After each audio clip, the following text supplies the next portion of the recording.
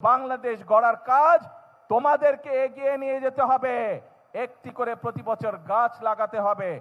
আমি দৃঢ়ভাবে বিশ্বাস করি, এই যে গ্যালারিতে হাজার হাজার ছোট বন্ধুরা তোমরা বসে আছো, তোমাদের মধ্যে থেকেই এই দেশের একজন ভালো ডাক্তার বের হবে, তোমাদের ভিতর থেকে এই দেশের একজন ভালো আর্কিটেক্ট বের হবে, তোমাদের ভিতর থেকে এই দেশের একজন ভালো ইঞ্জিনিয়ার বের হবে, তোমাদের ভিতর থেকে এই দেশে একজন ভালো ক্রিকেটার বের হবে, ভালো সুইমার বের হবে, ভালো টেনিস প্লেয়ার বের হবে। অর্থাৎ তোমাদের মধ্যে থেকে এই খেলোয়াড় বের হবে।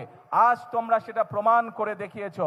তোমাদের মধ্যে থেকেই এই দেশে বের হবে যারা এই দেশকে সামনে দিকে এগিয়ে নিয়ে যেতে পারবে। কাজেই নিজেকে কখনো ছোট ভাববে না, নিজেকে গড়ে তুলতে হবে।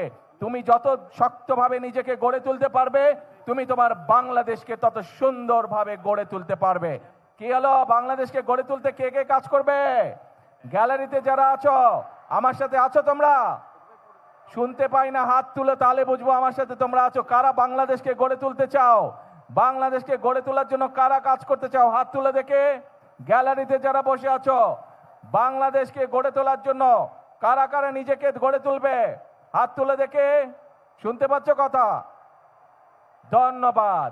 এখন কথা হচ্ছে, পড়ার সময় মন দিয়ে পড়তে হবে, কিন্তু খেলার সময় একইভাবে মন দিয়ে খেলতে হবে। আরেকটি তোমাদের কাছে আমি সহযোগিতা চাই, তোমাদের একটি হেল্প লাগবে। শুধু যে গ্যালারিতে যারা বসে আছো তারা না, নিশ্চয়ই এই অনলাইন বা টেলিভিশনের মাধ্যমে সারা বাংলাদেশে তোমাদের মতন সারা বাংলাদেশে আমাদের যারা ভবিষ্যৎ আছে, ছোট ছোট বন্ধুরা আছে, তোমাদের সকলের কাছে আমি একটি সহযোগিতা চাই, একটি সাহায্য চাই। সেটি কি সাহায্য? এই দেশটা আমাদের সকলের দেশ। এই দেশের আলো, এই দেশের বাতাস, এই দেশের পরিবেশ আমরা সকলে মিলে যদি ঠিক রাখি, তাহলে আমরা একটি সুন্দর পরিবেশে থাকতে পারবো।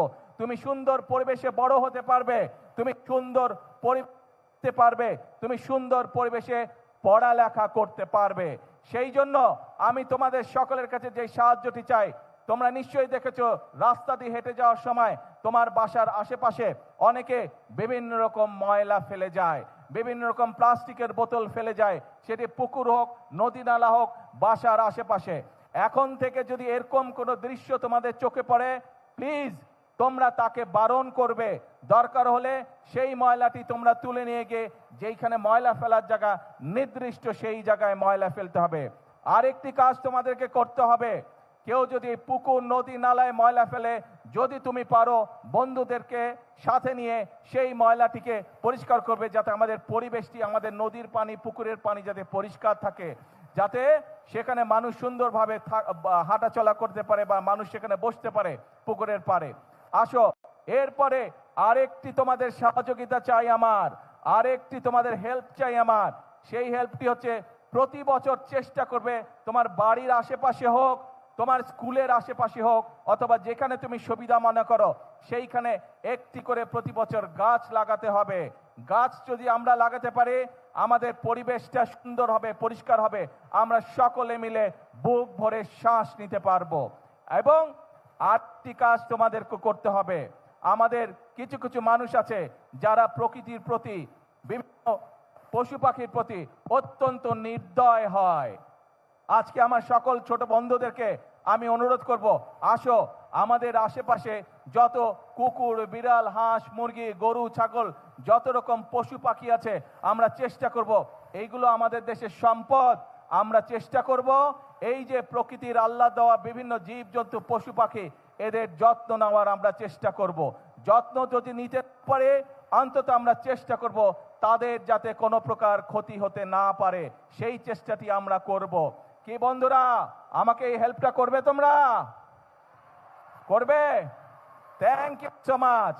আর শেষ কথা হলো, আজকের বক্তব্যের শেষ কথা হলো, আমরা আছি, তোমরা যে পড়ালেখা করতে চাইবে, সরকার থেকে আমরা তার ব্যবস্থা করব যাতে সে ভালো করে পড়ালেখা করতে পারে। তোমরা যে গান গাইতে চাইবে, যে ছবি আঁকতে চাইবে, যে খেলাধুলা করতে চাইবে, আমরা সব রকম তোমাদেরকে সহযোগিতা করার সর্বোচ্চ চেষ্টা করবে সরকার। কিন্তু তোমাদেরকে সঠিকভাবে তোমাদেরকে গড়ে তুলতে হবে। তোমাদের দিকে বাংলাদেশের ভবিষ্যৎ তাকিয়ে আছে, বাংলাদেশ তোমাদের দিকে তাকিয়ে আছে। তোমরা যদি নিজেদেরকে গড়ে তুলতে পারো, আমরা একটা সুন্দর বাংলাদেশ গড়ে তুলতে পারবো। এই কাজ আমরা হয়তো শুরু করেছি, আমরা মাত্র শুরু করতে পারবো, কিন্তু বাংলাদেশ গড়ার কাজ তোমাদেরকে এগিয়ে নিয়ে যেতে হবে, এগিয়ে নিয়ে যেতে হবে তোমাদেরকে। বাংলাদেশ গড়ার কাজ পারবে এগিয়ে নিয়ে যেতে?